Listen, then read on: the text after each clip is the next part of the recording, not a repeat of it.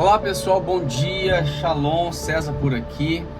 Retornamos, vamos terminar o nosso livro A Maior Moeda de Câmbio. Hoje nós vamos terminar esse livro com os dois capítulos restantes, capítulo 9 e capítulo 10. O capítulo 10 é bem rapidinho, então já vamos fechar os dois, ok? O título: As 4 Dimensões da Fé, capítulo 9. Pode ler 50, canal de leitura de livros e ativação. Estão preparados? Vamos lá. Nos evangelhos, em 4 ocasiões, Jesus usa a expressão pouca fé ou pequena fé. A primeira vez que ele disse isso foi justo no início do ministério, quando os discípulos ainda estavam começando a segui-lo. No total, Jesus disse 4 vezes, cada vez referindo-se a outra dimensão de fé, cada vez maior. Na medida em que os discípulos amadureciam e aprendiam, Jesus esperava cada vez mais fé por parte deles. Em seguida, iremos ler cada nível de fé que Jesus esperava que tivessem os discípulos até o fim de seu ministério, antes de ser levado aos céus. Creio que Deus quer que todos cheguem às 4 dimensões da fé. Primeira dimensão da fé.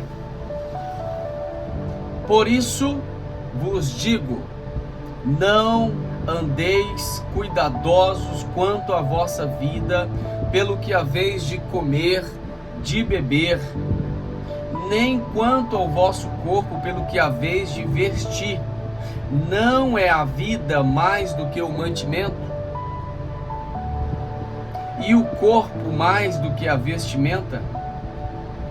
Olha para as aves dos céus, que não semeiam, não cegam, nem ajuntam em celeiro.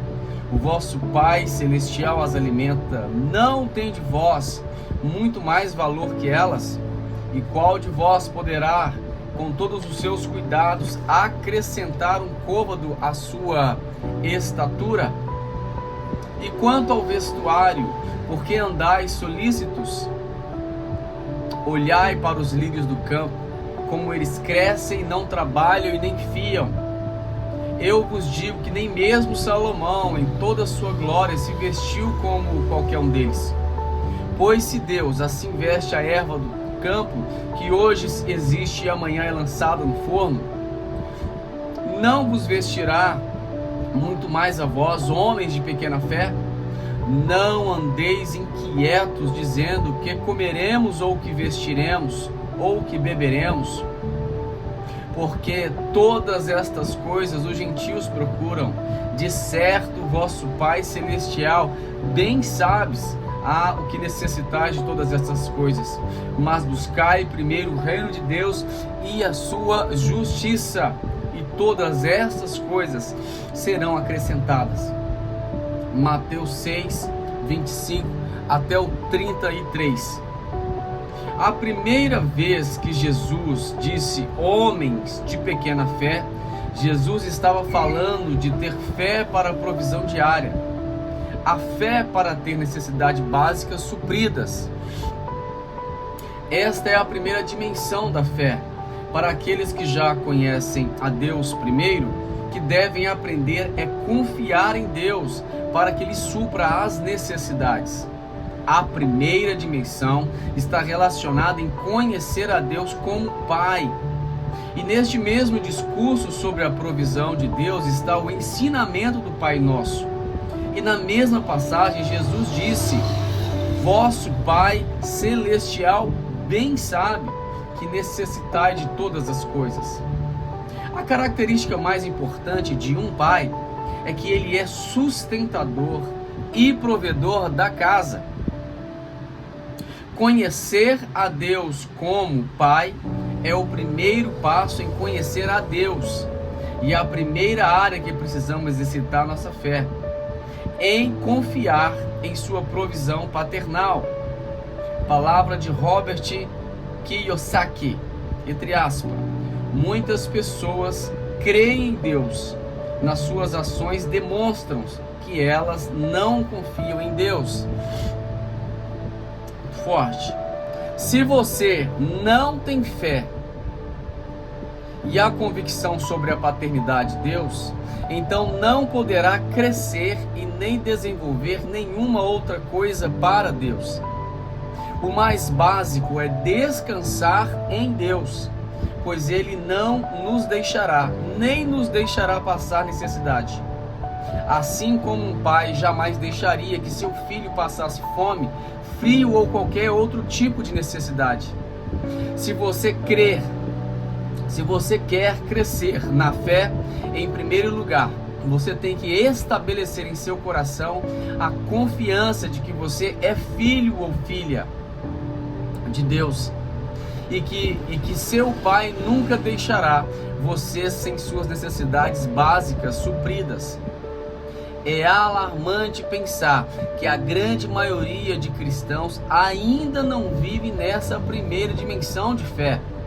Seguem ansiosos e desesperados pelo que comer, pelo que vestir, por um teto ou por coisas semelhantes. Se você não tem fé para coisas básicas, como você terá fé para as coisas maiores? Eu chamo a primeira dimensão de fé como o viver pela fé. E viver significa ter o básico para a vida. Gálatas 3:11, o justo viverá da fé. Se você conhecer a Deus como Pai, então não ficará ansioso por estas coisas. Seu Pai é bom e conhece todas as suas necessidades. Se você aprende a viver pela fé, então terá tempo e energia para desenvolver outras atividades mais produtivas e relacionadas com seu propósito. A vida não foi feita para pagar faturas. A vida foi feita para desfrutá-la. Enquanto você serve a Deus com todas as suas forças, dons e talentos. Existem pessoas que vivem estressadas, cansadas, aborrecidas em seu propósito, preocupadas e ansiosas esperando que chegue o fim do mês. Como seria sua vida se você tivesse a segurança absoluta de que você sempre teria todas as suas necessidades supridas pelo resto da vida? Esta é a segurança que Deus quer que você tenha agora. E essa segurança é a que desfrutamos os que já estão na primeira dimensão da fé de Deus. Suas preocupações são desviadas das ansiedades da vida e são colocadas em outras áreas de maior proveito e bênção. Entrega a carga de chegar até o fim do mês a Deus. Faça a sua parte e descanse em Deus. Mateus 6, 31 ao 33. Vamos repetir. Não andeis, pois, inquietos, dizendo que comeremos ou que beberemos ou que vestiremos, porque todas as coisas os gentios procuram. Depois temos por certo que o nosso Pai Celestial bem sabe que necessitais de todas estas coisas. Repito, mas buscai primeiro o reino de Deus e a sua justiça. Todas estas coisas que foram lidas serão acrescentadas. Vamos para a segunda dimensão da fé. Mateus 8, 23 ao 27. E entrando ele no barco, seus discípulos o seguiram. E eis que no mar levantou-se uma tempestade tão grande que o barco era coberto pelas ondas. Ele, porém, estava dormindo. E os discípulos, aproximando, despertaram, dizendo: Senhor, salva-nos, porque vamos morrer. E ele disse: Por que vocês estão com medo, homens de pequena fé? Então Jesus levantou, repreendeu os ventos e o mar, e seguiu uma grande bonança. E aqueles homens se maravilhavam, dizendo: Que homem é este, que até o vento e o mar lhe obedecem. Essa é a segunda ocasião em que Jesus usou a expressão pequena fé. Foi em uma dimensão completamente diferente da primeira. Era uma situação em que a vida dos discípulos corria perigo de morte. As ondas do mar davam contra o barco e tudo que os discípulos tinham estava vulnerável e indefeso perante a grandeza e o poder do mar na tempestade. Em meio a esta situação caótica e perigosa, incrivelmente Jesus repreende seus discípulos por sua pequena fé. A razão da repreensão de Jesus é que Jesus esperava dos discípulos mais fé naquela situação. Jesus esperava mais fé dos discípulos para crer que, se Deus os tinha chamado para ser apóstolos e para pregar o evangelho a toda criatura, não seria um mar bravo que interromperia a vontade de Deus. No final das contas, foi Deus que criou o mar e o vento, e Ele é soberano sobre toda a criação. A segunda dimensão de fé é o escudo da fé. A fé que faz vencer todos os ataques que vêm para afundar na sua vida. Eu dou nome a esta segunda dimensão de fé de blindagem. A segunda dimensão da fé blinda você de qualquer ataque. Nada pode afundar você, nada pode te parar. Efésios 6:16, tomando sobretudo o escudo da fé, com o qual podereis apagar todos os dardos inflamados do maligno. Em nosso caminhar com Deus, nossa fé será posta à prova, uma a uma, e uma outra vez virão ataques de todos os lados, mas a fé, a que vence o mundo, 1 João 5,4, a fé torna seu barco impermeável e não permite que você afunde. Só aqueles que vivem na segunda dimensão da fé poderão vencer as crises, as enfermidades, as perdas, as decepções e as dificuldades na caminhada da vida com Deus. Não permita que nenhuma situação freie o propósito de Deus em sua vida. Toda a criação tem que se submeter a Cristo. Não há nada que possa com o Filho de Deus, que está blindado pela fé. Aleluia. Terceira dimensão. E o barco estava no meio do mar, açoitado pelas ondas, porque o vento era contrário. Mas na quarta vigília da noite, dirigiu-se Jesus para eles, caminhando por cima do mar. E os discípulos, vendo caminhar sobre o mar, assustaram-se, dizendo: é um fantasma, e gritaram-se com medo. Jesus, porém, lhes falou logo, dizendo: tende bom ânimo, sou eu, não temais. Respondeu-lhe Pedro: Senhor, se és tu, manda-me ir ter contigo por cima das águas. E Jesus disse: vem, Pedro. Descendo ele do barco, andou sobre as águas para ir ter com Jesus. Mas sentindo que o vento era forte, Pedro teve medo. Começou a se afundar e clamou: Senhor, me salva. Logo Jesus estendeu a mão, segurou e disse-lhe: homem de pequena fé, por que duvidas? E quando subiram para o barco, acalmou o vento. Então aproximou-se os que estavam no barco e adoraram-no, dizendo: és verdadeiramente Filho de Deus.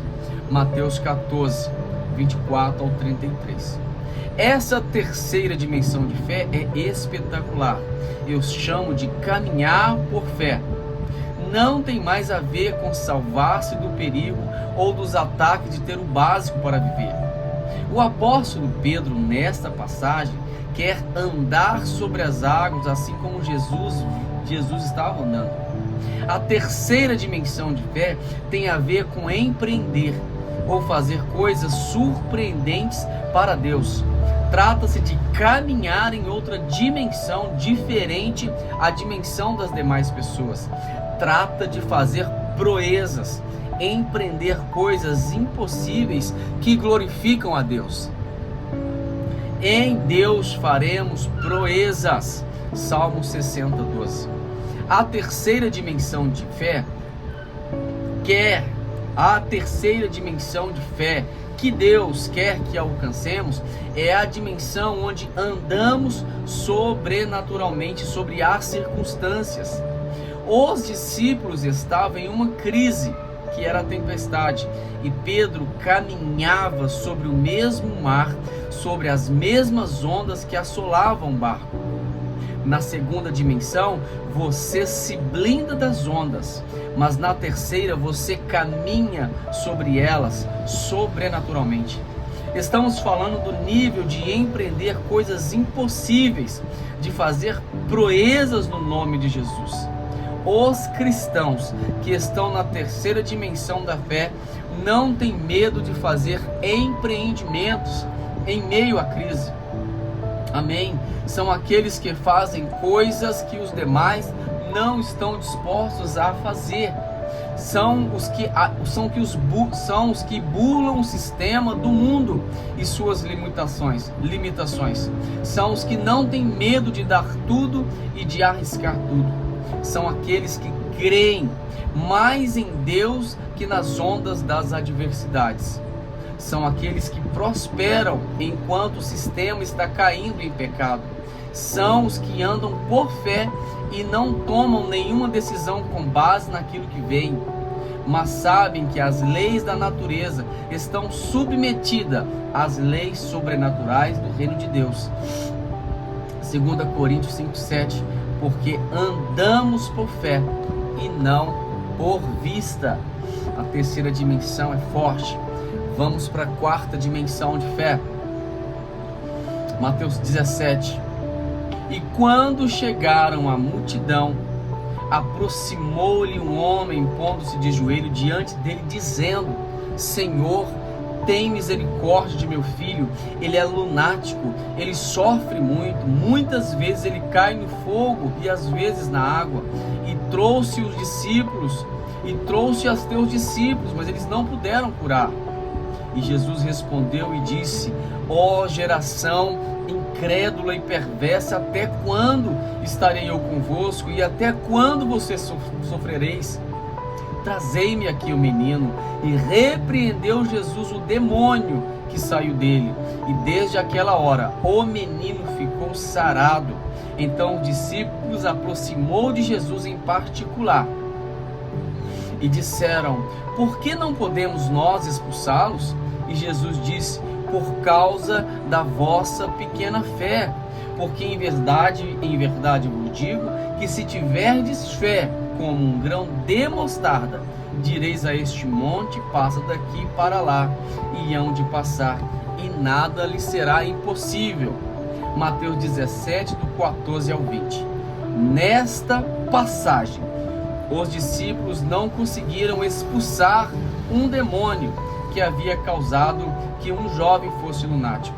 A quarta dimensão de fé é superior a todas as demais, porque não tem mais a ver com a gente,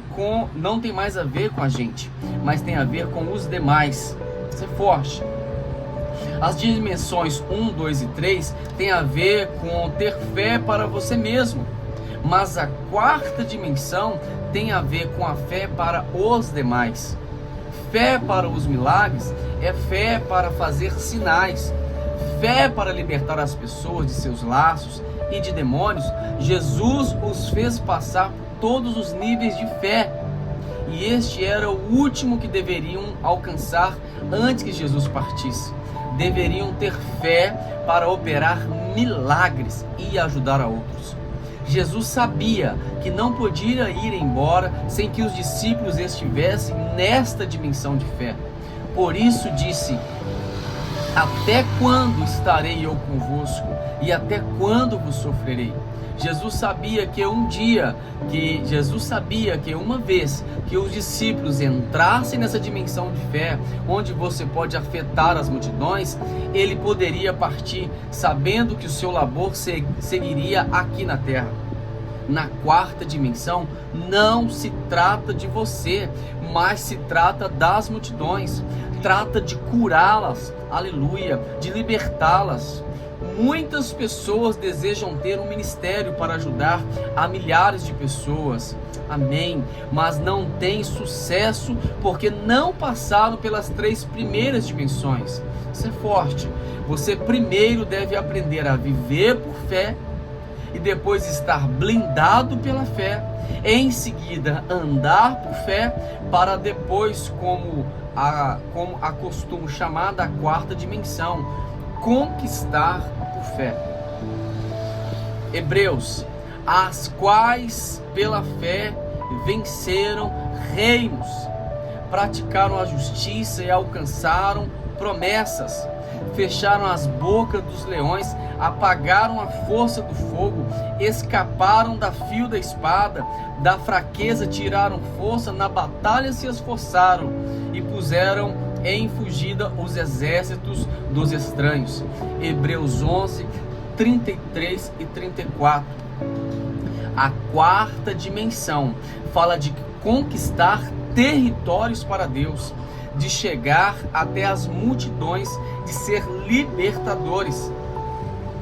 Nesta mensagem, nesta mesma passagem, Jesus disse: porque em verdade vos digo que se tiverdes fé como um grão de mostarda, direis a este monte: passa daqui para acolá, e há de passar, e nada vos será impossível. Nós falamos muito sobre isso no capítulo anterior. Esta é a quarta dimensão de sua fé. Tem crescido como um grão de mostarda. E o final da mensagem é que nada é impossível. Enquanto algo lhe seja impossível, você ainda está em uma das 3 primeiras dimensões. Mas quando nada é impossível, quando sua fé está madura e você usa para salvar e abençoar a outros, então você está na quarta dimensão de fé. Os ministérios têm sucesso são aqueles que estão na quarta dimensão. É triste ver que ainda há ministros que querem ganhar multidões, porém não têm fé nem para chegar ao fim do mês. Ainda estão no primeiro nível. Aleluia! Comece a desenvolver sua fé hoje, até chegar à maturidade, quando você nada seja impossível. Eu vou repetir: comece a desenvolver sua fé, até chegar à maturidade, quando para você nada seja impossível. Nosso apóstolo colocou um quadro aqui, bem interessante. Dimensão 1, Gálatas 3:11. Viver com fé, provisão, viver de básico. Dimensão 2, Efésios 6:16. Escudo da fé, blindagem de ataques e crises, nos traz proteção. No quadro 3, dimensão 3, 2 Coríntios 5:7. Caminhar por fé, empreender sobrenaturalmente, fala de abundância para nós mesmos. E a quarta dimensão, no quarto quadro, Hebreus 11:33. Conquistar por fé, libertar multidões, nada é impossível. Superabundância. Então, no primeiro, no segundo, no terceiro, quadro, traz tudo relacionado para nós. O básico, a proteção e a abundância. No quarto quadro, o Senhor nos usa para os outros. Uau! Esse foi o capítulo 9, que na minha humilde opinião, desse livro aqui, é um dos capítulos mais sobrenaturais. É um dos capítulos que eu vivo todos os dias buscando em Deus resposta e milagres sobrenaturais. Bora para o capítulo 10. Ok, capítulo 10. A um passo da fé da sua nova temporada. Finalizando o livro A Maior Moeda de Câmbio. Vamos lá? Davi era um jovem rejeitado por sua família, porque era filho de um adulto. Eis que, Em iniquidade fui formado, e em pecado me concedeu minha mãe. Salmo 51, 5. Passava mais tempo com as ovelhas que com sua família. Quando o profeta veio visitar a sua casa para ungir um dos filhos de José como rei, Jessé, que era seu pai, nem sequer o nomeou como filho. Não contava com ele para as cerimônias, nem havia preparado um lugar na mesa para ele. Davi estava destinado a viver toda a vida entre as ovelhas, afastado da família, porque era símbolo da vergonha para seu pai. Dentro das possibilidades naturais, Davi jamais poderia empreender. Dentro das possibilidades naturais, Davi jamais poderia empreender algo que tivesse sucesso. Antes dele estavam todos os seus irmãos mais velhos, irmãos que provavelmente também o rejeitavam por não ser filho legítimo como os demais. Além de toda a rejeição, enquanto Davi cuidava das ovelhas de seu pai, sua vida corria perigo. Leões e ursos atacavam o rebanho e Davi estava à mercê de todos eles. Tudo ia contra Davi. Parecia que a vida tinha sido muito injusta com ele. Poderia pensar que não deveria haver nascido. Davi não tinha humanamente nenhuma possibilidade de ser uma pessoa honrada e bem-sucedida. Desde seu nascimento, todos tinham se colocado contra ele. O que poderia mudar a vida de Davi para sempre? O que ele poderia fazer para dar uma virada em sua vida? Um único passo de fé. Em um dia somente tudo mudou na vida de Davi para sempre, porque deu um passo de fé. Cada vez que você usa a sua fé, a vida dá uma virada, a temporada muda e você começa um novo tempo. Você está a um passo de fé de sua nova temporada. A fé é aquilo que muda temporadas, o acelerador dos tempos de Deus, o que ativa o céu para intervir em sua vida aqui na terra. O que mudou a vida de Davi não foi um milagre soberano iniciado por Deus, mas um milagre provocado por Davi. Em nenhum momento Deus mandou que Davi matasse o gigante. Um gigante não é um problema pessoal que você tem. Um gigante é um problema que afeta e intimida muita gente. Um problema pessoal você o terá que enfrentar. Um gigante não. Um gigante é uma batalha que você está disposto a enfrentar para dar a glória a Deus. Honra o seu povo e receber as bênçãos que implica vencê-lo. Enfrentar um gigante significa enfrentar um desafio que ninguém se atreve, pondo em jogo tudo que aquilo que você tem como propósito de dar honra e glória. Vou voltar. Enfrentar um gigante significa enfrentar um desafio que ninguém se atreve, pondo em jogo tudo aquilo que você tem como propósito de dar honra e glória a Deus para a bênção do povo, de você mesmo. Talvez Davi se tivesse passado toda a sua vida orando e pedindo uma mudança em sua vida. Talvez esperasse que Deus realizasse um milagre, algo que mudasse sua história, algo que lhe algo que devolvesse a honra e a alegria de viver. Isso nunca aconteceu. Se Davi tivesse ficado esperando um milagre, talvez tivesse morrido entre as ovelhas. Amém.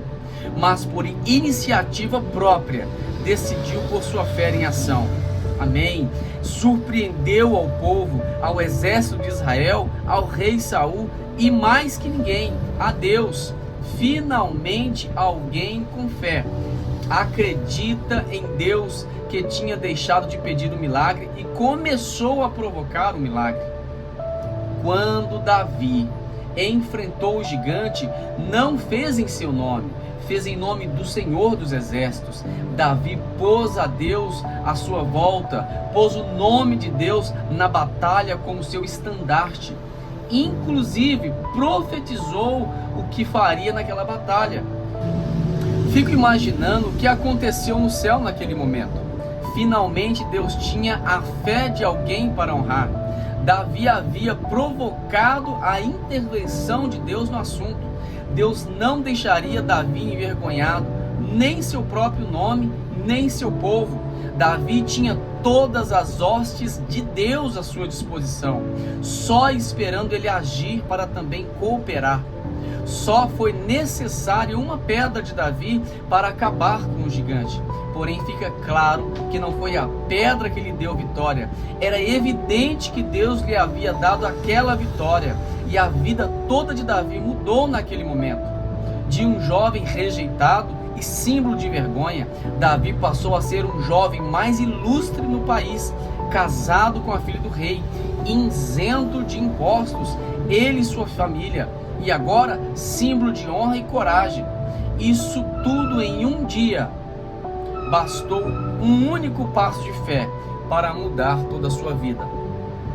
Quando o gigante zombou e afrontou os exércitos de Deus, imagino que muitos orariam algo dessa forma: Senhor, mate este gigante, olhe como nos ameaça, somos seu povo, tenha misericórdia de nós, faça que se cale, demonstre seu poder. Nenhuma das milhares de orações como esta teria feito. Por quê? Porque eram orações cheias de medo e covardia, e Deus não reage frente à covardia nem medo. Deus reage diante da fé. Aleluia! Milhares de cristãos cometem esse erro, oram orações parecidas a estas, pedindo a Deus que mate os gigantes. Deus não matará nenhum gigante, nenhum inimigo, a menos que nós o enfrentemos com fé e coragem. Talvez você leve tempo orando por uma mudança sobrenatural em sua economia, em seu ministério ou em sua cidade. Talvez você está olhando os gigantes que zombam de você e diariamente você diz a Deus que tire eles de cima de você, que os silencie, que os derrote. Se você quer que verdadeiramente algo mude, você vai ter que enfrentá-los cara a cara. Não será suficiente orar, você tem que agir. Outro tópico: a fé arrisca tudo. Como você sabe o nível de sua fé? Sua fé é do mesmo nível do risco que você está disposto a correr. Em outras palavras, a fé somente é fé quando se arrisca tudo ou quase tudo. Quando Davi enfrentou o gigante, arriscou toda a sua vida. Quando Pedro andou sobre as águas, arriscou tudo. Quando a mulher que sofria de fluxo de sangue tocou as vestes de Jesus, se arriscou em perder a sua própria vida e sendo apedrejada. Quando Abraão subiu ao monte, arriscou-se em perder seu próprio filho. Quando Jesus alimentou 5.000 rapazes, que deu 5 pães e os peixes, arriscou todo o seu sustento. A fé põe em jogo sua economia, sua honra e sua reputação. Um passo de fé porá em jogo muitas coisas, mas com a fé você não tem medo de perder nada, porque a fé é a certeza da vitória e da recompensa. Aleluia! Você estaria disposto a pôr em jogo sua economia, sua reputação ou sua vida para matar um gigante e ser levado a outra temporada de bênção e abundância? Até onde você estaria disposto a ir? Se não existe risco, não existe fé. Se não existe fé, você não verá a mão de Deus agir. Amém? Toda vez, talvez você venha pedindo faz tempo a Deus por um avivamento em sua cidade. Talvez o gigante que oprime a sua cidade é a frieza espiritual. Você estaria disposto a dar tudo em troca de um avivamento? Aleluia! Você estaria disposto a arriscar todos os seus recursos, reputação e economia para ver um avivamento em sua cidade? Isso é forte. Você estaria disposto a organizar eventos, movimentar as massas, orar pelos enfermos, pregar, sair a ruas, entrar no rádio, na televisão, assinar contrato, comprometer seu tempo, seu dinheiro, seu nome? Isso é forte. Pega aí, pastor. Não basta somente orar por um avivamento. Você também deve enfrentar esse gigante de frente, arriscar tudo. Que gigante você quer arriscar, você quer conquistar para Deus? Os meios de comunicação? Os ambientes dos negócios? A juventude, os colégios, a educação, as ruas, os auditórios, a música? Qual gigante? Que gigante continua de pé perto de você, tomando um território e ninguém se atreve a enfrentá-lo, para tornar este território para o reino de Deus? Deus não irá mandar que enfrente esses gigantes, nem os vai derrotar para você.